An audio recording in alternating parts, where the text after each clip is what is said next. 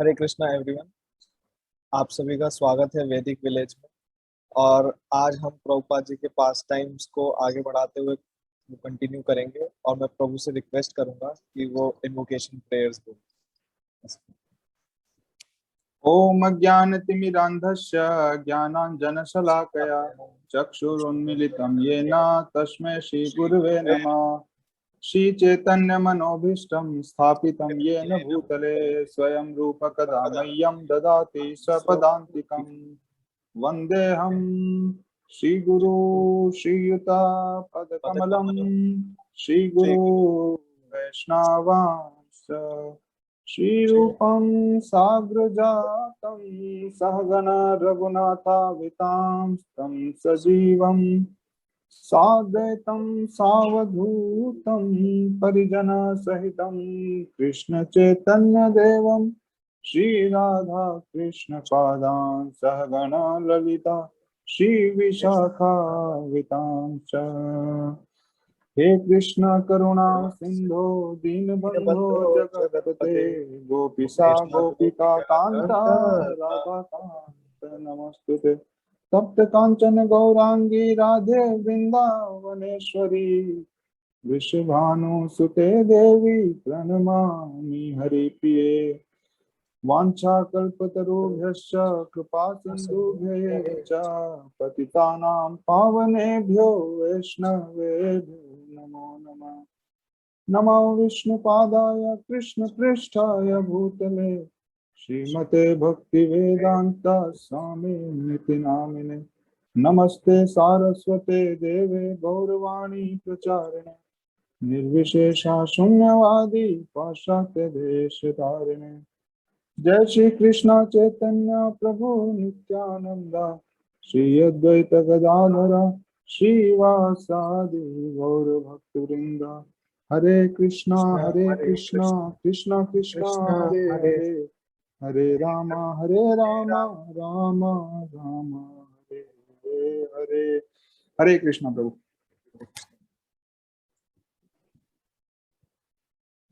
हम प्रभु कल कहाँ पे थे? फर्स्ट टाइम्स में द फायर वर्ल्ड वॉर 2 है ना, जहाँ पे गौड़िया मठ में फायर ब्रेक हो जाती है, मतलब भक्ति सिद्धांत सरस्वती ठाकुर महाराज जाते हैं। तो ये 1940s का टाइम था। 36 के अंदर भक्ति सिद्धांत सरस्वती ठाकुर महाराज डिपार्ट होते हैं फिजिकली, और उसके बाद उसी 1940s के अंदर वर्ल्ड वॉर स्टार्ट हो जाता है 39 के अंदर। तो सेकेंड वर्ल्ड वॉर चल रहा होता है 39 से 45 तक। और इसके अंदर एक ब्रिटिश की डिनाइल पॉलिसी होती है। उसके अंदर क्या होता है कि जो भी शिप्स होते हैं और उनके अंदर जो ग्रेन्स होता है, ब्रिटिशर्स सोचते हैं कि वो एनिमी के हाथ नहीं लग जाए, तो डिनाइल पॉलिसी के तहत वो सारी शिप्स को खत्म कर देते हैं और जो ग्रेन है उसको एकदम जो ओशन होता है उसके अंदर भले ही डाल देते हैं, फिनिश कर देते हैं कि भाई दुश्मन के हाथ नहीं लग जाए बस। और इसी की वजह से बंगाल में फेमिन होता है, पूरा एकदम अकाल पड़ जाता है, खाने को कुछ नहीं होता है लोगों के पास। सबसे विभत्स जो अकाल होते हैं उसके चर्चिल की पॉलिसी थी ये एक्चुअली, ब्लैक मार्केटिंग और ये सब चीजें। और इसकी वजह से बहुत ही बुरी सिचुएशन होती है।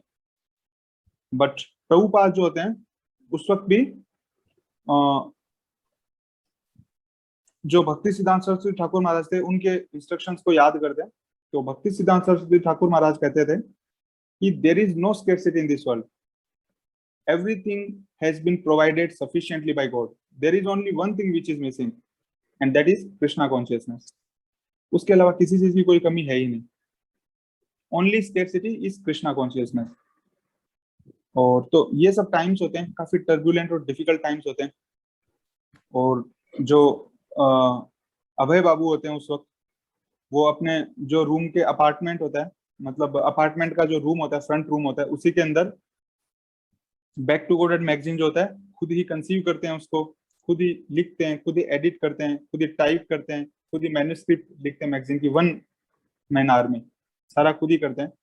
और under the title of mister Abhay Charan De, edited, founded under the direct order of His Divine Grace Shri Srimad Bhakti Siddhanta Saraswati Goswami Prabhupada by Mr. Abhay Charan day. इस हेडिंग से वो मैगजीन को पब्लिश करते हैं। और जब वर्ल्ड वार चल रहा होता है तो पेपर होता है उसकी बहुत ज्यादा कमी हो जाती है, पेपर अवेलेबल नहीं होता है उस वक्त। तो उनको उसके लिए बहुत ज्यादा तकलीफ उठानी पड़ती है अभय बाबू को। लेकिन उसके बाद भी उनका जो कन्विक्शन होता है वो होता है अपने गुरु और कृष्ण के शब्दों के अंदर। और क्योंकि ये मैसेज बहुत जरूरी होता है, इंपॉर्टेंट मैसेज होता है, इसलिए इवन वॉर कितनी भी डिफिकल्ट सिचुएशन चल रही हो, प्रभुपाद कन्विंस्ड थे उस वक्त भी कि इस वक्त ऐसे लिटरेचर्स की बहुत ज्यादा जरूरी है, और वो इसको रोकते नहीं। उनका ये मानना था कि भाई ये सबसे ज्यादा मुश्किल सिचुएशन है, इसी में तो इन चीजों की ज्यादा जरूरी है, बैक टू गॉड डैड की, तो वो और ज्यादा विग्रसली इसको पब्लिश करते हैं।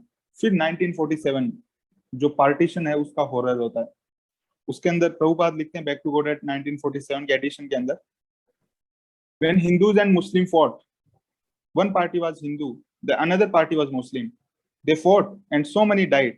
And after death, there were no distinction who was Hindu or who was Muslim. The municipal men gathered the bodies together in piles to throw them somewhere. तो यहाँ पे भी वो हर चीज में स्पिरिचुअल विजन को देखते हैं और लोगों को एनलाइटन करने की कोशिश करते हैं। और उसके बाद बैक टू गॉड के अंदर एक और वो ऐसे लिखते हैं, टाइटल होता है गांधी जिन्ना टॉक। उसमें वो लिखते हैं fighting will go on between Hindu and Mohammedan, between Christians and Christian, between Buddhist and Buddhist, till the day of annihilation. He writes this word. आगे वो लिखते हैं, as long as people are possessed of selfish interest and desire for sense gratification, they will continue fighting. Real unity was possible only on the platform of spiritual understanding and service to the Supreme. तो प्रभुपाद कहते हैं कि जब तक लोग अपने इंद्रिय की तृप्ति करना चाहते हैं और जब तक ये चाहते हैं कि भाई मेरे जो स्वार्थी हित है उनकी पूर्ति हो जाए, तब तक भले ही कुछ भी कर लो आप, नाम बदल सकते हैं, हिंदू मुस्लिम बुद्धिस्ट क्रिश्चियन, नाम बदल रहे हैं बस, वो लड़ाई है वो नहीं रुक सकती, वो हमेशा चलती रहेगी। प्रभुपाद बोलते हैं, अभय बाबू उस वक्त लिखते हैं लेख के अंदर कि जो अगर रियल यूनिटी चाहिए तो वो सिर्फ एक प्लेटफॉर्म पे पॉसिबल हो सकती है, वो है स्पिरिचुअल प्लेटफॉर्म। हम सब भगवान की संतानें हैं और जो सुप्रीम भगवान है उनकी सर्विस करना ही हम सबका सबसे बड़ा दायित्व है। जब तक ये चीज अगर समझी नहीं जाएगी तब तक प्रभुपाद कहते हैं यूनाइटेड नेशंस कितने भी बुला लो, उसके अंदर नंबर ऑफ फ्लैग्स है वो इंक्रीज होता रहेगा। लेकिन और हम देख रहे हैं कि उनकी जो बात थी वो किस हद तक सही है।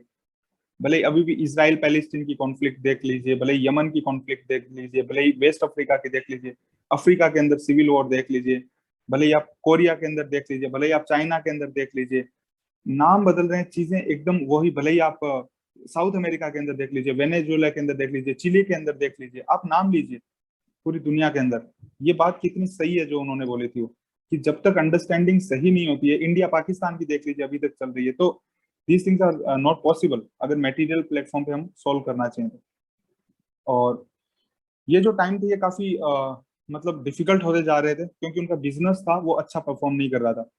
तो वो उनको जो अभय बाबू थे उनको एनफ मनी रेज नहीं कर पा रहे थे वो, ताकि वो अपनी बैक टू कोडेड को पब्लिश कर सके। और बट उसके बाद भी उनका जो विजन था वो बहुत एम्बिशियस विजन था। मतलब वो लोगों को लेटर्स लिखते थे, बड़े बड़े लेटर्स। इवन अभी भी हम वेदावेस में जाएंगे तो देख सकते हैं उस वक्त के जो भी टॉप लीडर्स होते थे, इंडस्ट्रियलिस्ट होते थे, मतलब उनको फेथ था एक कि जब उनके गुरु ने बोला है तो मतलब ये चीज होनी है। और उसके लिए उन्होंने कोई भी Abhay Babu didn't spare even one effort. कोई भी एक तरीका हम सोचेंगे तो अब अगर मैं बैठा हूँ यहाँ पे, मैं सोचूं कि भाई मेरे को जो है कोई मेरे को सजेशन दे, है ना, मान लीजिए हर्ष प्रभु मेरे को सजेशन देते हैं कि ठीक है हम ये प्रीचिंग करना चाहते हैं वैदिक विलेज में, तो चलो हम प्राइम मिनिस्टर को लेटर लिखते हैं, ठीक है। तो मैं क्या करूंगा, मैं हंसूंगा कि यार छोड़ो, प्राइम मिनिस्टर को हम लेटर लिखें क्या होंगे। क्यों? क्योंकि मेरा फेथ नहीं है ना, मेरे अंदर वो कन्विक्शन नहीं है उतना ज्यादा कि प्राइम मिनिस्टर को भी लेटर लिखा जा सकता है किसी के द्वारा। बट अभय बाबू का जो फेथ था, हाइंडसाइट में हम इन चीजों को देख रहे हैं। 1940 का जो दशक था वहां पे पता नहीं था आगे इस्कॉन बनेगा क्या बड़ा होगा, है ना। उस वक्त वो अकेले स्ट्रगल कर रहे थे एक सिंगल रूम के अंदर, हर बड़े बड़े आदमी को वो लेटर्स लिख रहे थे। मतलब उनका विजन और उनका फेथ देखिए, कन्विक्शन देखिए उनका, कि how strongly he was convinced that गुरु मुख पद्म वाक्य चित्ते कोरिया क्या आरना करियो मन्यास। How strongly, I mean what is strong personality. Even है ना मटेरियल पॉइंट ऑफ व्यू से भी अगर लोग देखें कितना कन्विक्शन हो सकता है किसी आदमी का किसी आइडिया के अंदर। He is epitome. मतलब अभय बाबू जो है इस वक्त वो एपिटोम है इस चीज के कि कितना मतलब सिंगल माइंडेड उनका फोकस है और कन्विक्शन है। तो वो इस तरीके से भगवत गीता की कमेंट्री लिखना चाह रहे थे, वो उनका प्राइम गोल था उस वक्त। और इसीलिए वो लेटर्स और जितना प्रीचिंग हो सकता है बैक टू गॉड हेड, जब उसके पैसे बंद हो गए तो वो लेटर्स लिखना स्टार्ट कर देते हैं, है ना। बस एक तरीका बंद नहीं हुआ कि दूसरा तरीका स्टार्ट कर दिया, मतलब उनको प्रीचिंग करनी है। ऐसे मतलब एकदम फायर की तरह है उनके अंदर प्रीचिंग। जो भक्ति सिद्धांत सरस्वती ठाकुर महाराज ने बोला ना उनको लास्ट लेटर में, मतलब वो आग की तरह लग गया उनके अंदर, and we can see in his actions he is not stopping, मतलब वो रुक ही नहीं रहे। वर्ल्ड वॉर हो गया तो ये बंद हो गया, ये बंद हो गया तो उन्होंने वैसे स्टार्ट कर दिया, वो बंद हो जाएगा तो ऐसे स्टार्ट कर देंगे, हम आगे आगे देखेंगे। कुछ भी बंद हो जाओ चाहिए, he never stopped preaching, he never stopped writing. अगर पैसे नहीं है तो पब्लिशिंग बंद हो सकती है, बट राइटिंग फिर भी कर रहे हैं वो अकेले के अंदर। And he is I mean such an inspiring personality. अगर हम देखते हैं ये स्ट्रगल का उनका टाइम देखते हैं तो उनके जिंदगी का हर जो पार्ट है वही बहुत ज्यादा इंस्पायरिंग है। बट जो जितना स्ट्रगल होता है उतना ज्यादा रेवरेंस आ जाता है हमारे हार्ट में भी, कितना उन्होंने स्ट्रगल किया और किस लिए ले रहे हैं वो। उनका अच्छा बिजनेस था, अच्छी फैमिली थी, अच्छा घर था, मतलब कुछ कमी नहीं थी उनके पास, वो आराम से खुशी खुशी रह सकते हैं उन सिचुएशंस के अंदर अगर वो रहना चाहें तो। वो ये सब क्यों उठा रहे हैं, सबसे बड़ी बात है, इतना कष्ट क्यों ले रहे हैं वो, मतलब क्या आफत आ गई है। जब फेमिन हुआ, ये सब चीजें हुआ, तो उनको कोई भूखा नहीं मरना पड़ा उनकी फैमिली को, उनके पास he was well to do, बचपन से ही वो बहुत मतलब अच्छे से वो रहे हैं, घर से उनका बैकग्राउंड काफी अच्छा है, उसके बाद भी वो ये सब स्ट्रगल ले रहे हैं। और प्रभुपाद जो है वो हमेशा यही बोलते थे कि he would explain his ideas on how to apply India original Krishna conscious culture as the successful solution to all manner of dilemmas. वो हमेशा ये लिखते हैं लेटर्स में लीडर्स को कि जितनी भी परेशानियां दुख की, वर्ल्ड वॉर, ये वो, इन सब का सॉल्यूशन इंडिया की जो कल्चर है, ओरिजिनल जो कल्चर है, उसके अंदर इस चीज का सॉल्यूशन है। और इसीलिए इसी फीलिंग के साथ जो अभय बाबू होते हैं वो दिसंबर 7 1947 महात्मा गांधी को लेटर लिखते हैं। और उस लेटर के अंदर आई विल जस्ट रीड 1 और 2 लाइन, 1-2 लाइन में पढ़ता हूँ। वो लिखते हैं, I tell you as a sincere friend that you must immediately retire from active politics if you do not desire to die an inglorious death। तो 7 दिसंबर को गांधी जी को लिखते हैं कि अगर आप एक जो मतलब निम्न कोटि की मृत्यु नहीं मरना चाहते हैं, इनग्लोरियस डेथ, तो तुरंत रिटायर हो जाइए पॉलिटिक्स से और मेरे साथ भगवत गीता का प्रचार करने के अंदर जुड़ जाइए। 7 दिसंबर को लिखते हैं ये। 30 जनवरी को गांधी जी को शूट कर दिया जाता है। और ये जो चीज है, it proves just like a prophecy. उनको उस लेटर का कभी कोई रिप्लाई नहीं मिलता है। और आगे जो है प्रभुपाद लिखते हैं कि उनकी जो मेटीरियल सिचुएशंस हैं वो ज्यादा से ज्यादा डिफिकल्ट होती चली जाते हैं। कि जैसे भगवान कहते हैं कि जब मैं ज्यादा किसी के ऊपर दयालु होता हूँ तो मैं उसका सब कुछ हर लेता हूँ, है ना। यशाहम अनुग्रहामि हरिश्चेतद धनम शनय, जिसपे ज्यादा मेरी दया होती है उसका मैं सब कुछ चुरा लेता हूँ। और ठीक इसी तरीके से कुछ अभय बाबू के साथ भी होता है। उनका जो बिजनेस होता है बहुत ज्यादा डेप्थ में चलने लग जाता है। झांसी के अंदर, इलाहाबाद के अंदर वो काफी मतलब उनका बिजनेस है पहले बहुत प्रोग्रेस कर रहा होता है और बहुत अच्छे चांसेस होते हैं। बट सडनली प्रभुपाद बोलते हैं पता ही नहीं, मतलब रीजन क्या है उसका ही पता नहीं लगता है, बट जो बिजनेस है वो डेप्थ में जाना स्टार्ट हो जाता है। जब वो 56 साल के होते हैं, झांसी में उनके एक फ्रेंड है मित्रा। यस, सो मिस्टर मित्रा जो है वो रिकॉल करते हैं, बाद में डिवोटीज को बताते हैं। तो मिस्टर मित्रा बोलते हैं कि उस वक्त अभय बाबू उनको क्या बोलते थे जब वो 56 ईयर के थे, जब तक कुछ भी एस्टेब्लिश नहीं हुआ था। The whole world is waiting mister Mitra for spiritual revolution, means everything is going against, सब कुछ एकदम उल्टा जा रहा है। बट उनको अभी भी इतना फेथ है, वो बोल रहे हैं कि the whole world is waiting for spiritual revolution mister Mitra, है ना। उनके दोस्त को बोलते हैं कि बस आप वेट करो, only time is separating. Prabhupada कई बार कई दोस्तों को अपने बोलते थे कि बहुत सारे टेम्पल्स हैं, they are filled with devotees, only time is separating them from me. मतलब he was having such a conviction already कि उनके गुरु महाराज ने बोल दिया, मतलब वो होना है, बस खत्म बात। और इसलिए वो लीग ऑफ डिवोटी नाम से एक संस्था भी स्टार्ट करते हैं झांसी के अंदर, और एक जो पुराना टेम्पल होता है उसको लेके। बट वहां पे जब वो लीग ऑफ डिवोटी स्टार्ट करते हैं तो ऐसा होता है कि उनका बिजनेस वो जो डेब्ट में जा रहा होता है वो खत्म नहीं हो जाता है, इट स्टॉप्स कंप्लीटली। तो उनके जो दोस्त होते हैं वो बोलते हैं कि भाई आप वापस से चले जाइए कलकत्ता या इलाहाबाद और वहां पे स्टार्ट कीजिए। बट प्रभुपाद होते हैं, अभय बाबू होते हैं, वो मन ही मन हंसते हैं कि ये बिजनेस अभी तो लॉस में जा रहा था, कृष्णा ने सब कुछ ही खत्म कर लिया, है ना। तो मेरी लाइफ पूरी तरीके से शायद भगवान को ही सरेंडर्ड है। और उसके बाद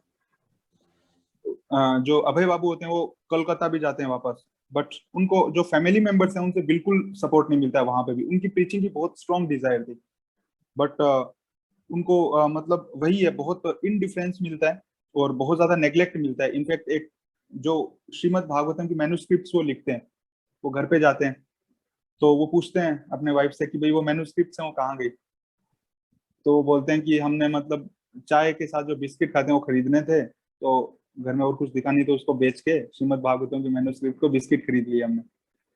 सो उनको बहुत ज्यादा शौक लगता है उस चीज से। और उसके अलावा भगवत गीता की मैन्युस्क्रिप्ट है वो भी उसी तरीके से कुछ वो बेच देते हैं। और इन सब चीजों से वो मतलब उनको लगता है कि उनका मिशन जो है वो बहुत सीरियसली लेना चाहते हैं इस चीज को। और इसीलिए फिर वो फाइनली 50s के अंदर वो दिल्ली आ जाते हैं, पूरी तरीके से अपनी लाइफ को जो प्रीचिंग मिशन है उसको सरेंडर करने के लिए।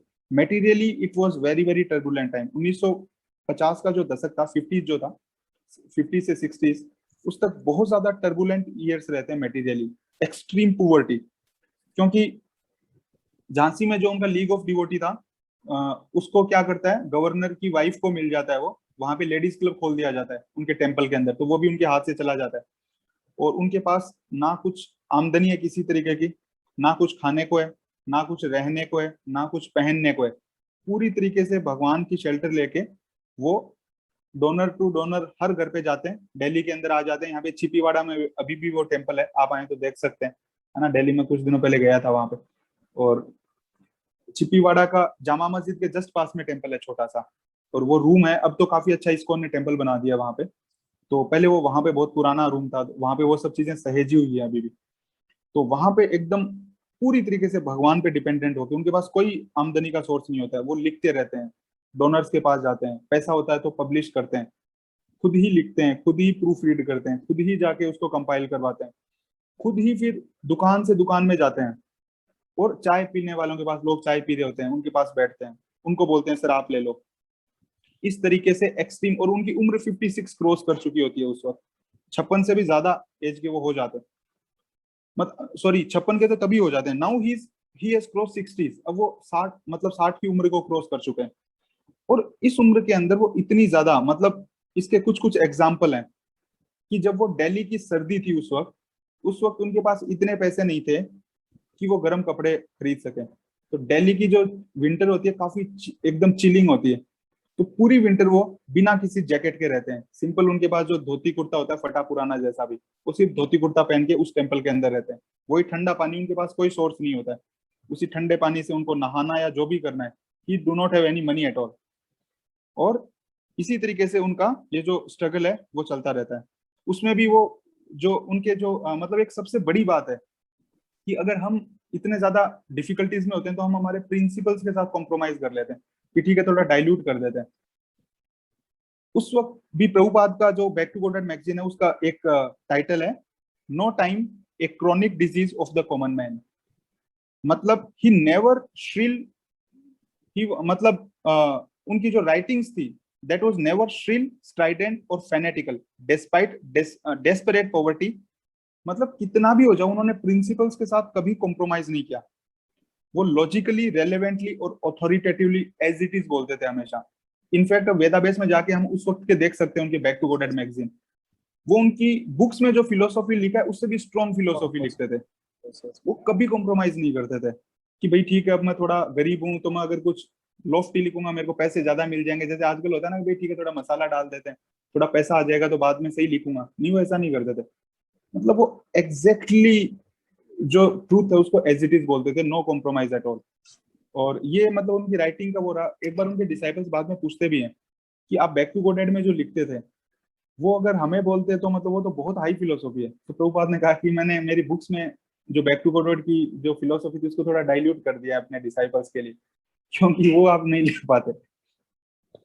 और मतलब यहाँ पे भी जितने भी उनके पास पैसे होते थे तो वो विदेशों की लाइब्रेरीज में बैक टू गोडेड को भेजते थे। उनके पास कुछ पैसा था ही नहीं एक्चुअली, कभी रुक जाता पब्लिकेशन, कभी कुछ हो जाता, बट उसके बाद भी जितना भी होता, उनका विजन हमेशा से इंटरनेशनल विजन था। आई थिंक टाइम हो गया है Harsh Prabhu, you are looking towards watch. नहीं नहीं नहीं, मैंने वो देखा, ठीक है, आप continue.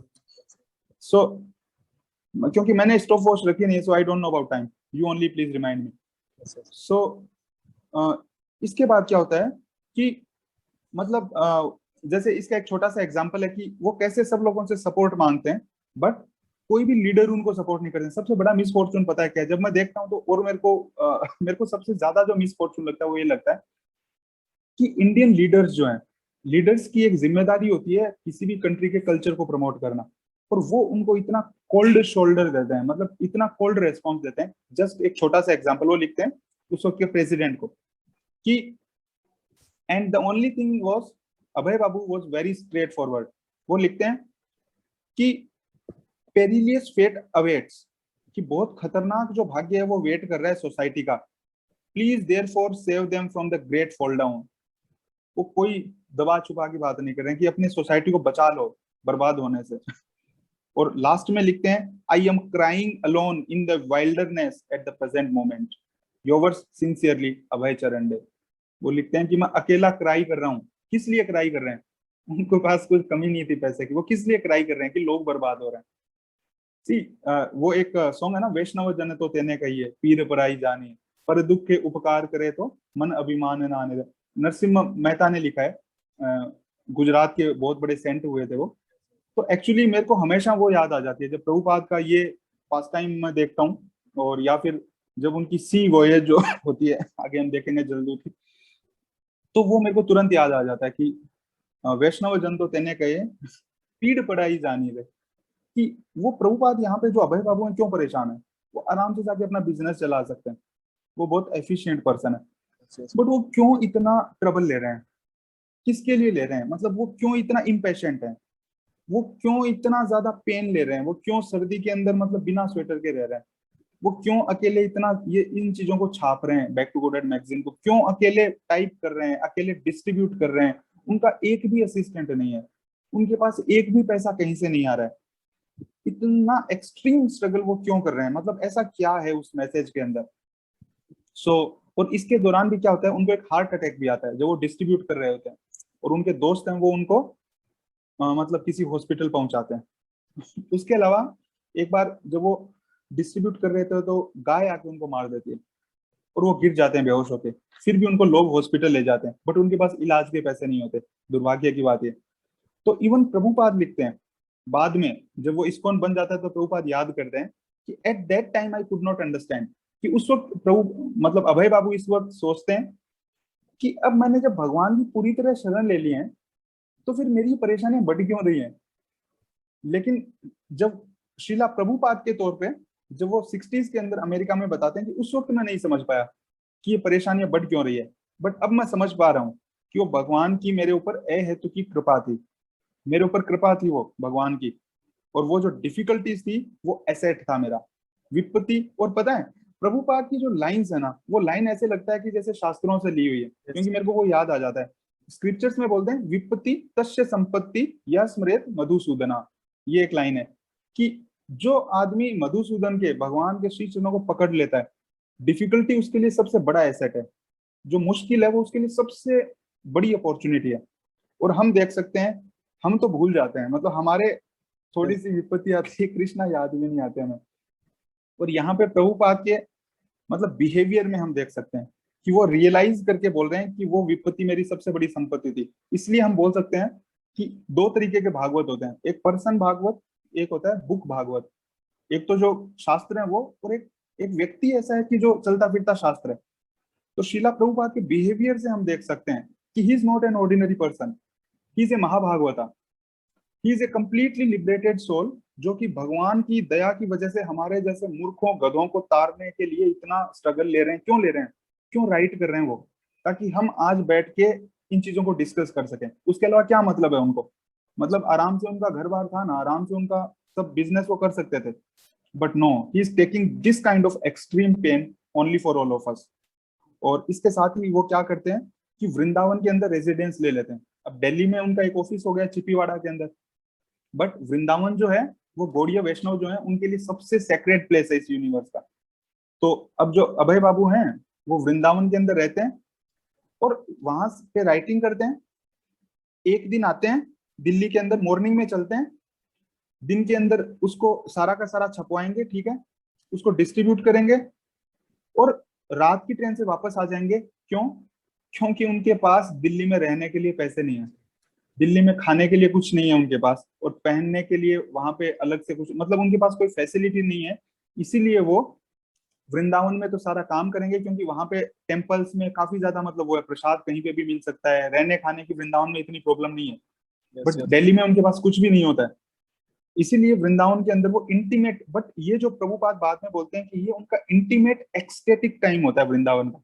Yes even yes. Prabhupada purports में लिखते हैं कि ये जो मेरे पर्पट हैं ये एक्चुअली पर्पट्स नहीं है, राइटिंग्स नहीं है, they are transcendental ecstasies. Prabhupada लिखते हैं कि वो वृंदावन का जो अलोन जहां पे वो रहते हैं, वंशी गोपाल जी टेम्पल नाम होता है, यमुना जी के किनारे। अब तो शायद वो टेम्पल रहा भी नहीं है, एक पुराना सा कमरा होता है, सिर्फ एक छोटे से पुराने से कमरे के अंदर रहते हैं। तो उस अकेले के अंदर, कमरे के अंदर एकदम यमुना जी बह रही होती है ना, उनकी यमुना जी की कूल ब्रीज जो होती है वो चल रही होती है, दिन के अंदर एकदम धूप रह रही होती है, कोई पंखा कुछ कूलर नहीं होता है उनके पास, वो बस अकेले बैठ के राइटिंग करते रहते हैं। और वृंदावन के अंदर वो लिखते हैं कि अभय बाबू जो होते हैं, प्रभुपाद जो होते हैं, उनको एकदम घर जैसा महसूस होता है, और वहां पे वो इंटीमेट एक्सटेटिक राइटिंग्स लिखते हैं रियलाइजेशन के साथ। प्रभुपाद कहते हैं वो उनके लाइफ का सबसे बड़ा रियलाइजेशन का टाइम था। किस तरीके से था कि वृंदावन जो थे वहां पे, जस्ट एक मैं फाइनली एंड करूंगा इसके साथ, वो एक छोटी सी पोएम लिखते हैं, उसका नाम है वृंदावन भजन। यस और वहां पे मतलब वृंदावन से दिल्ली जाते हुए वो कंटिन्यूअसली जो 12 जो फोर्टनाइटली मैगजीन पब्लिश करते हैं, उसके बाद पैसा बंद हो जाता है, उनके पास पैसा नहीं होता है तो पब्लिश नहीं कर पाते हैं, तो वो जस्ट सिट करते हैं, बैठते हैं वृंदावन में, राइट करते हैं। अब वो जो राइट कर रहे हैं, I will just end with this. तो वो मैं पोएम के 2 स्टेंजाज हैं। Time is there Harsh Prabhu, little हाँ बिट। हाँ। सो 2 जो स्टेंजाज हैं वहां पे, मतलब वो उनका realisation, I am sitting alone in Vrindavan Dham in this mood I, and ये जो पोइम है ये प्रभुपाद की खुद की लिखी हुई पोइम है, ये कोई दूसरे की लिखी हुई पोइम नहीं है। आई am sitting alone in Vrindavan Dham in this mood I am getting many realisations. I have my wife, sons, daughters, grandsons, everything, but I have no money, so they are a fruitless glory. Krishna has shown me the naked form of material nature. By his strength, it has all become tasteless to me today. Yashaham anugrahami harishyetad dhanam shanay. I gradually take away all the wealth of those upon whom I am merciful. How was I able to understand this mercy of the all-powerful? Everybody has abandoned me, seeing me penniless. क्योंकि प्रभुपाद बोल रहे हैं कि सब मेरे को इस चीज का रियलाइजेशन हो गया, wife, relatives, friends, brothers, everyone, this is misery but it gives me A laugh. I sit alone and laugh in this Maya samsar. Whom do I really love? Where have my loving father and mother gone now? And where are all my elders who were my own folk? Who will give me news of them? Tell me who. All that is left of this family, all that is left of this family life is just a list of names. वो बोलते हैं कि बस family के नाम पे क्या बचा, सिर्फ नाम बचे, उसके अलावा कुछ नहीं बचा। क्यों? क्योंकि मैं पेनीलेस हूँ। सो कृष्णा मुझे ये रियलाइज करवा रहे हैं। It is such an intimate and wonderful point. So इसके बाद आगे, बट आई थिंक अभी तक तो टाइम डेफिनेटली हो गया होगा। Yes yes. हाँ, थैंक यू गुरु, इतना मतलब स्टोरी बहुत ही अच्छा आपको बताने के लिए। All glories to Srila Prabhupada, his divine grace A C भक्ति वेदांत स्वामी श्रील प्रभुपाद की जय। जय। एक्चुअली हम जो फ्रूट्स जो बेनिफिट उठा रहे हैं, हम जो फ्रूट्स खा रहे हैं, आज बैठ के आराम से जूम पे डिस्कशन कर रहे हैं, सारा भगवत गीता ऑनलाइन पढ़ रहे हैं, और तुरंत पे हर चीज ऑनलाइन है, हर चीज हमारे मतलब फिंगर टॉप्स पे है, एकदम कुछ भी मतलब प्रॉब्लम नहीं है। हमारी प्रॉब्लम सिर्फ हम खुद हैं, उसके अलावा हमें सब कुछ दे दिया प्रभुपाद ने, है ना, इसके अलावा कोई प्रॉब्लम नहीं है। बट ये फ्रूट हम क्यों एंजॉय कर पा रहे हैं? ये उनका हार्ड लेबर था, ये जो स्ट्रगल प्रभुपाद उस वक्त कर रहे हैं, इसलिए हम आराम से खा रहे हैं, इन फ्रूट्स को एंजॉय कर रहे हैं। हाँ, एक्चुअली वही जो प्रभु ने भी बताया कि किस तरीके से जो प्रभुपाद जी का जो कन्विक्शन था वो इतना स्ट्रांग था, क्योंकि जैसे वो बताया कि जो उनकी भगवत गीता थी तो उसको उनकी वाइफ ने बेच दिया बिस्किट्स खरीदने के लिए, चाय के साथ वो करने के लिए। और उससे पहले उनकी जो भागवतम थी वो उनके घर में एक्चुअली वो उन्होंने लिखा था, ऑलमोस्ट 10 इयर्स से वो लिख रहे थे भागवतम। तो वो भागवतम चोरी हो जाती है, और अभी जैसे मान लो कि आप अपना कोई जो अपना लाइफ का वो उस समय पे मतलब उनका सबसे बड़ा वो ट्रेजर था, क्योंकि 10 साल तक अगर आप किसी मैन्यूस्क्रिप्ट पे काम करोगे और वो रखी हुई है बस पब्लिश होने के लिए, और वो एक दिन पता वो चले कि वो चोरी हो जाए, तो कोई भी हताश होके बैठ जाएगा। प्रभुपाद जी फिर से वही नेक्स्ट डे से वापस भागवतम पे काम स्टार्ट वो कर देते, फिर से लिखना स्टार्ट वो कर देते। तो इतना कन्विक्शन, इतना स्ट्रॉन्ग कन्विक्शन, मतलब शायद ही हमने मतलब कहीं पे भी ये देखने को नहीं मिल सकता, इतना स्ट्रॉन्ग का वो कन्विक्शन। इसीलिए हम सब उसके फैन है, वो हमारे हीरो है इसीलिए। और और प्रभुपाद को साथ में टाइपिंग नहीं आती थी उस हिसाब से। यस यस ब्रो, बाद में भी वो जब टाइप करते थे सिंगल एक उंगली से, मतलब उनको इतना टाइम लगा वो टाइप करते तो एक एक उंगली से ऐसे टाइप करते थे, cut cut cut cut cut yes cut देख यस देख के। So much labour he has done, physical labour. Yes bro. और एक और मतलब जो प्रभुपाद जी ने जब मैं थोड़ा आगे का मैं वो बताऊंगा, तो प्रभुपाद जी जब आगे मतलब जैसे उन्होंने जब पेंटर्स जब जैसे बुक्स में पेंटिंग्स वो डालनी थी, जो हम देखते हैं वो भगवत गीता में, या ये पेंटिंग भी है, तो ये सब जो बनवाई है, तो उस समय पे जो डिवोटीज थे जिनको पेंटिंग ये करने के लिए कहा था, तो उनमें से एक वो वो वो जदुरानी देवी माता जी थी। तो उन्हें लग रहा था कि वो पेंटिंग उन्होंने पहले वो प्रोपा जी ने उनको सिखाया कि कैसे आपको करना है, उनको एक पेंटिंग का वो भी दिया, और उनको ये तक बताया कि पेंटिंग कैसे करते हैं, क्योंकि वो मतलब सीधे स्टार्ट हो जाती थी। उनको बताया कि कैसे इसमें ग्रिड्स बनाई जाती हैं ऐसे, और कैसे पेंटिंग्स को 16 उसमें बांटो, आधा आधा हाफ हाफ हाफ हाफ करके, फिर हर एक ब्लॉक पे काम करो एक एक करके, इससे ब्लॉक्स में पेंटिंग डिवाइड हो जाती। तो वो सब सिखाया। उसके बाद फिर मतलब वो डिवोटी है, वो यूँ सोच रही थी कि हम हम जो है, मैं थोड़ा वो लेनार्डो और माइकल एंजेलो, जो ऐसे बड़े बड़े पिकासो जो हैं पेंटर, इनको पिकासो। हाँ इनको स्टडी करूंगी, और फिर उसके बाद इसमें अपना थोड़ा और भी रियल लाइफ वो लाने की वो कोशिश वो करूंगी। तो उन्होंने मतलब वो थोड़ा देखा पेंटिंग्स में जाके, लाइब्रेरीज की उनकी पेंटिंग्स कैसी होती हैं, और फिर उन्होंने नारद जी का पेंटिंग, एक उनको जो नया टेम्पल था, हर टेम्पल के लिए नए नए पेंटिंग्स वो प्रभुपाद जी उनसे बनवाते थे, जैसे जैसे वो बन वो बन रहे थे टेम्पल्स। तो नारद जी का पेंटिंग उनको बनाने के लिए कहा, तो उन्होंने बनाया। तो वो क्या, सबको पसंद आया, वो पेंटिंग बहुत ही अच्छा था। और उसमें नारद जी के ऐसे मतलब जैसे अपने यहाँ से तरीके से बॉडी होती थी है ना, तो अच्छा मस्कुलर नारद जी थे, तो वो सबको, बाइसेप्स और वो हाँ सब। यस हाँ। यस, कुछ तो वो सबको पसंद आया। लेकिन जब जब जब प्रभुपाद जी आए वो टेम्पल में कुछ महीने बाद, तो उन्होंने देखा ये क्या है, तो उन्होंने वो लेटर वो लिखा वो माता जी को कि है ना, ये जो आपने जो बनाया है एक्चुअली ये सही नहीं है, इसको आप ऐसे ऐसे वो करके सही करो। तो वो मतलब उस समय पे वो बहुत ज्यादा वो हो गई थी कि प्रभुपाद जी को पेंटिंग ही पसंद नहीं आई। फिर बाद में जब जब प्रभुपाद जी उनसे मिले, तो एक्चुअली वो बताती है कि उनका एक और वो क्वालिटी था, वो प्रभुपाद जी का, जैसे मान लो किसी डिवोटी ने उनको लेटर लिखा है और प्रभुपाद जी ने उसका रिप्लाई दे दिया है, तो अब जब नेक्स्ट टाइम, चाहे वो 2 साल बाद या कुछ महीने बाद या दो कुछ दिनों बाद ही अगर वो उस डिवोटी से मिलते थे, तो जो प्रभुपाद जी की बात थी वो उस लेटर के एंड से ही शुरू होती थी। मतलब इतना इतना परफेक्ट मेमोरी जो है ना, जिससे मतलब क्या ऐसे कैसे, मतलब ये तो एक तरीके से जैसे कंप्यूटर में हार्ड डिस्क मेमोरी होता है कि यहाँ से अभी इसके लिए यहाँ से स्टेटमेंट है, तो प्रोपा जी उस डिवोटी के लिए वहीं से स्टार्ट करते थे जहां पे आखिरी बार उस डिवोटी का लेटर एंड हुआ था।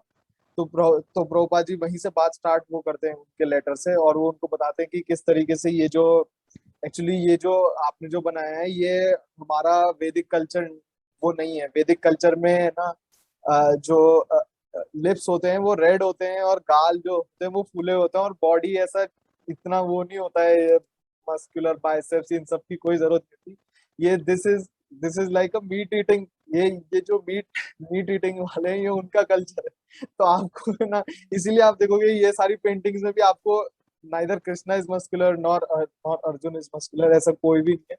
तो और अभी जैसे जो ये तो प्रोपा जी एकदम सटीक बात बोलते थे, ये मीट ईटिंग कल्चर है। इसीलिए हम अभी की पेंटिंग्स अगर हम देखें जो इंडिया में भी वो बनती हैं तो उसमें नेचुरली वो मस्कुलर और वो देने का है, क्योंकि बिकॉज पुराने कल्चर में आपको कभी ऐसा नहीं मिलेगा। बहुत बहुत पहले की राम भगवान की या शिव जी या किसी की भी पेंटिंग देखेंगे तो इतना मस्कुलर बॉडी ऐसा नहीं बनाते थे, वो इसको अच्छा नहीं मानते हैं।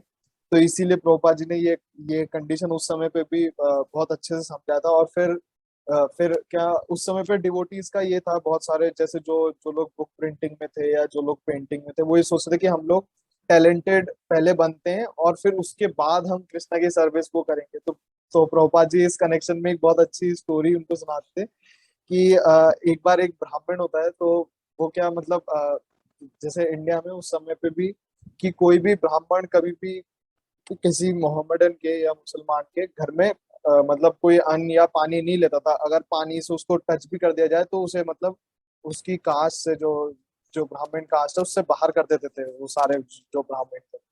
तो वो क्या उस ब्राह्मण ने ना वो अपने गांव से कहीं और जा रहा था तो उसने बहुत दिनों तक कुछ नहीं खाया पिया। तो उसने अब उससे भूख मतलब सहन नहीं हुई, तो अल्टीमेटली एक मुसलमान का घर था तो वो वहां चला गया। ये उसने अब मुसलमान के घर में जाके उसने खाना मंगाया तो खाना दिया उन्होंने। पर फिर वो बोलते कि अभी मेरे को और भूख लगी है, खाना लाओ। तो बोलते कि नहीं नहीं अब खाना नहीं है, खाना खत्म वो रह गया, खाना खत्म हो चुका है, अब और नहीं है आपके लिए। तो अब वो सोचने लगा कि एक तो मुसलमान के घर में खाना खा लिया, ऊपर से पेट भी नहीं भरा है और अपना जो जाति है उससे भी बाहर बाहर निकाल ले जाएगा। तो हमें भी ये जो कंडीशन है जो जो जो एक बार शायद आपको याद भी हो शुरू शुरू में ये डिस्कशन कि पहले टैलेंटेड बना जाए या पहले प्रीच किया जाए। तो वही है कि हम टैलेंटेड, आप माइकल एंजेलो बनने की कोशिश वो करोगे तो आप माइकल एंजेलो बनने में ही इतना बिजी हो जाओगे, फिर उसके बाद कृष्णा की सर्विस पॉसिबल नहीं है। तो इसीलिए प्रभुपाद जी ने जितना था उसी को मतलब उसी को वो भगवान की सेवा में लगाया। और फिर धीरे धीरे हम देख सकते हैं कि लेवल ऑफ पेंटिंग और फाइन आर्ट्स किस लेवल तक, ये ऐसा पेंटिंग कहीं पे भी नहीं मिलेगा। और आपको ये लग रहा होगा बहुत सारे लोग जो ये देखेंगे कि दीज आर इमेजिनेटिव वो पेंटिंग्स। तो इसका एक पास टाइम मैं बता देता हूँ। तो एक बार एक अफ्रीकन डिवोटी थे तो वो क्या जो मतलब वो सॉरी अफ्रीकन पर्सन थे। तो क्या बहुत सारे डिवोटीज अफ्रीका में वो डिस्ट्रीब्यूशन वो कर रहे थे, तो वो पर्सन उनके पास आए। तो उन्होंने उनको बहुत सारी वो किताबें वो दिखाई। फिर वो एक किताब को देखकर वो जो आदमी है वो बहुत ज्यादा चौंक गए और वो डर गया उस किताब को देखकर कि ये क्या है, ये फोटो किसकी है। और क्या वो उसमें क्या वो अजामिल वाली स्टोरी थी और अजामिल के जो जिस तरीके से जो यमदूत थे वो लोग उसकी पेंटिंग थी उसके ऊपर उस बुक पे। तो वो बोलते कि ये अजामिल की स्टोरी है, ऐसे ऐसे वो करके उनको बताया। तो वो जो तो वो जो आदमी था वो बताता है कि कल रात को सपने में इसी तरीके से तीन तीन लोग आए थे, बहुत बड़े, ऐसे ही बाल इसी तरीके, उनके नाक नक्श बिल्कुल ऐसे ही था, बाल ऐसे ही थे, शरीर पे जिस तरह का बाल आपने इसमें दिखा एग्जैक्टली ऐसे ही, नाखून ऐसे, हाथ ऐसे सब।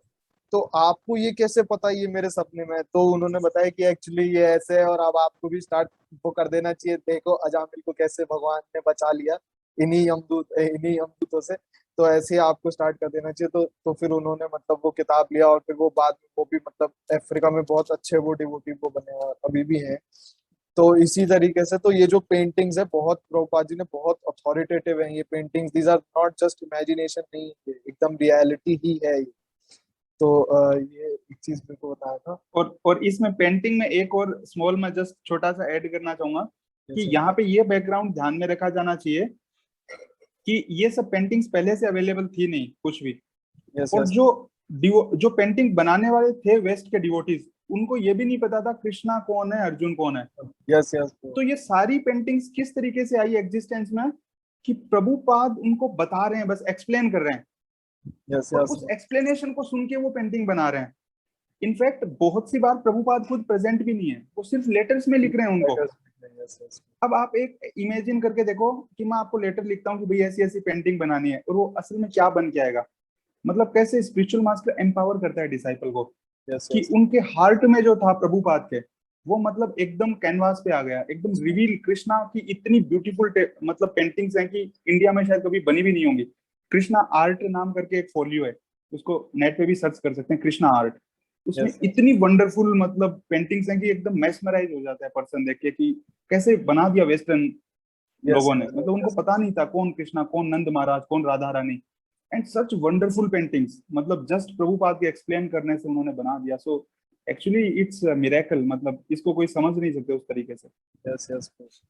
और वही यही चीज, यही जो अथॉरिटी जो पेंटिंग्स में है, वही जैसे भगवत गीता में भी प्रभुपाद जी कई बार बोलते हैं कि हमें अथॉरिटेटिव स्क्रिप्चर पढ़ना चाहिए और उनसे पढ़ना चाहिए जो रियलाइज्ड है। तो हम कैसे, अब कोई क्वेश्चन पूछ सकता है कि हम आपको आपके प्रभुपाद जी को क्यों माने, मतलब कि वो रियलाइज्ड है या वो अथॉरिटी है। ये कमेंट्री तो उन्होंने लिखी है। तो ये क्वेश्चन जो है, एक बार मतलब किसी रिपोर्टर ने भी पूछा था। तो उन्होंने यूं पूछा था कि जैसे आप इंडिया में आए हो, तो और आप ये भगवत गीता का ये प्रचार वो कर रहे हो, तो ऐसे ही आपको भी कोई रेवलेशन हुआ है क्या भगवान से, जैसे मोजेस को हुआ था। तो शायद आप लोगों ने स्टोरी सुनी होगी कि मोजेस को कैसे एक पहाड़ी के ऊपर जो 10 कमांडमेंट्स के टैबलेट है पत्थर पे, वो 10 कमांडमेंट वो लिखे हुए भगवान, मतलब भगवान के द्वारा दिए गए थे। एक लाइट आई और उन्होंने दी, ऐसी वो कहानी है। तो प्रभुपाद जी ने कहा नहीं, मेरे को रेवलेशन नहीं हुआ है, कृष्णा हैज पर्सनली डिक्टेटेड। तो ये जो जो भी किताबों में जो प्रभुपाद जी लिखते हैं, वो कहते हैं कि कृष्णा उनके पास में बैठकर उनको पर्सनली ये सब डिक्टेट किया है। इसीलिए ये सब इतना अथॉरिटी है, और इसको आप फील भी कर सकते हो। और इसीलिए जो जैसे जो और भी अगर हम देखें कि प्रेजेंट टाइम्स में जो और संप्रदाय जो हैं, वो भी इन बुक्स को अथॉरिटी मानते हैं। वो इसीलिए मानते हैं क्योंकि एक तो पहली बात तो प्रभुपाद जी पूरा बोनाफाइड अथॉरिटी में आते हैं, और उसके बाद जो बुक्स में जो है वो मतलब इट इज लाइक सब, मतलब उसमें सब कुछ है। उसमें निम्बार्क स्वामी, विष्णु स्वामी, मध्वाचार्य, रामाचार्य, सबकी टीचिंग्स को इतना अच्छे से प्रेजेंट किया है। It is not possible by any human, जिसमें वो 4 डिफेक्ट्स हैं। तो इसीलिए प्रभुपाद जी का ये जो है ये पर्सनली डिक्टेटेड है भगवान के द्वारा। Yes, bro. आप नहीं bro, very nicely you explain. और अ,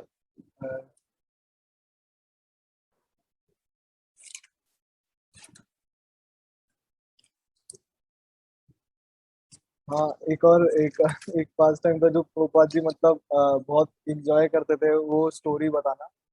तो वो शायद आपने भी सुनी होगी, वो गोपाल मान और कृष्ण देव राय की स्टोरी। वो कौन सी बता दे। एक राजा था कृष्ण कृष्ण देव करके। और उनका उनके कोर्ट में एक, मतलब क्या उस समय पे जो राजा थे वो लोग अपने कोर्ट में एक जोकर वो रखते थे, ताकि वो उनके साथ मजाक वो कर सके, क्योंकि सभी लोग राजा के साथ वो सीरियस हो रहते थे। तो प्रभुपाद जी मतलब इस पे डिवोटीज बहुत बहुत बताते हैं कि प्रभुपाद जी कैसे ये वाली स्टोरी को बहुत इंजॉय करते थे। और मतलब वो बताते थे इस स्टोरी को कि जो तो एक इस तरीके से हर मतलब कोर्ट में एक राजा, वो राजा एक एक आदमी को अपॉइंट करते थे, ताकि क्योंकि सभी लोग उनसे हर सभी गंभीर वो जो विषय है उन पे ही चर्चा वो करते थे। तो एक एक आदमी राजा से जोक कर सकता था, और मतलब अच्छा खासा जोक कर सकता था। उसको उसकी कोई सजा वजा नहीं मिलती थी, क्योंकि राजा ने ही उसको परमिशन दी होती थी। तो गोपाल भान नाम का एक वो था आदमी। तो वो कृष्णदेव से वो करता है। तो कृष्णदेव जो राजा थे, तो उनसे वो ऐसे ही जोक वो करता है। तो प्रभुपाद जी उनकी स्टोरीज बहुत बताते थे अपने डिवोटीज को कई बार समझाने के लिए। तो एक बार वो स्टोरी बताते हैं कि किस तरीके से जो राजा है वो एक दिन गोपाल भान को बुलाते हैं उसमें वो सभा में, और यूं बोलते हैं कि बताओ तुम में और एक गधे में कितना क्या अंतर है, तुम में और एक गधे में। तो गोपाल भान क्या बहुत इंटेलिजेंट होते हैं, और वो क्या वो जो विटी नेचर जो रहता है ना, तो उसके तो बोलते हैं आप रुको रुको, मैं मैं बताता हूँ आपको। तो वो वो जहाँ पे खड़े होते हैं गोपाल भान, वहां से चल के राजा तक जाते हैं, और फिर वापस आते हैं। फिर वीडियो वहां बताते हैं हाँ, एक एक गधे में और मेर में मतलब इतने इतने कदमों का अंतर है ऐसे करके मतलब राजा को। तो इस तरह की स्टोरीज प्रोपा जी बहुत एंजॉय करते थे वो बताने के लिए। डिवोटी ने बताया था इसलिए। बस, हाँ।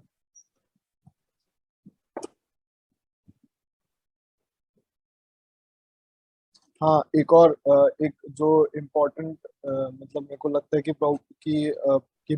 प्रभुपाद जी ये भी दिखाते हैं कि किस तरीके से अ, एक शिष्य को अपने गुरु के मतलब सामने एक्ट करना चाहिए। तो ये डिवोटी वो बताते हैं ये कहानी कि जो राधा कुंड दास है, एक डिवोटी है, वो बताते हैं इसको कि एक बार मतलब ऐसे टेम्पल में वृंदावन में बहुत मतलब शायद कोई फेस्टिवल था या ऐसा कुछ था। तो वहां पे प्रभुपाद जी का फ्रेम था उस समय पे, मतलब वो भक्ति सिद्धांत गोस्वामी महाराज का फ्रेम फ्रेम था। और प्रभुपाद जी उसके सामने बैठे थे। तो वो बताते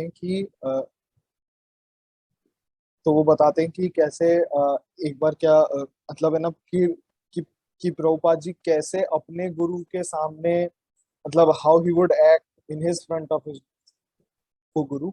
तो वो बताते कि कैसे प्रभुपाद जी मतलब जैसे एक एक स्टूडेंट बैठते हैं, तो हम लोग जैसे हम हमारे सामने अगर प्रभुपाद जी का फ्रेम होगा तो हम वैसा बिहेव नहीं करेंगे। हम ये नहीं सोचेंगे कि मतलब हमारे गुरु सामने है।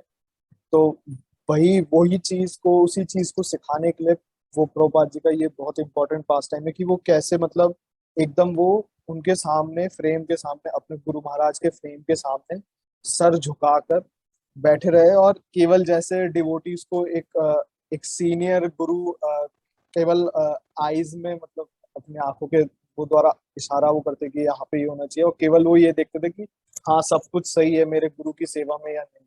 और वो बिल्कुल मतलब ऐसे सर झुकाकर जैसे जैसा उनका कॉमनली हम देखते हैं कि प्रभुपाद जी की कभी भी हमेशा अपना सर उठाकर बैठते हैं, हाँ, एकदम रीगल। तो अपने गुरु के सामने वॉज लाइक वेरी हम्बल, उसी पोज में वो बैठते थे। तो हमें भी ये मतलब सीखना चाहिए कि how to act in front of our guru. Even मतलब उनका फ्रेम है, मतलब उसको भी इतना रेवरेंस और इतना इतना मतलब वो देते हैं कि मतलब आपको लगता है कि यार हमें कितना कुछ सीखना है इस चीज में कि आप अपने गुरु को कैसे वो रिस्पेक्ट दे पाते हैं। Yes. आप कुछ और पास टाइम से। No, bro, I think time is over. हाँ हाँ तो ठीक है, तो रैप अप।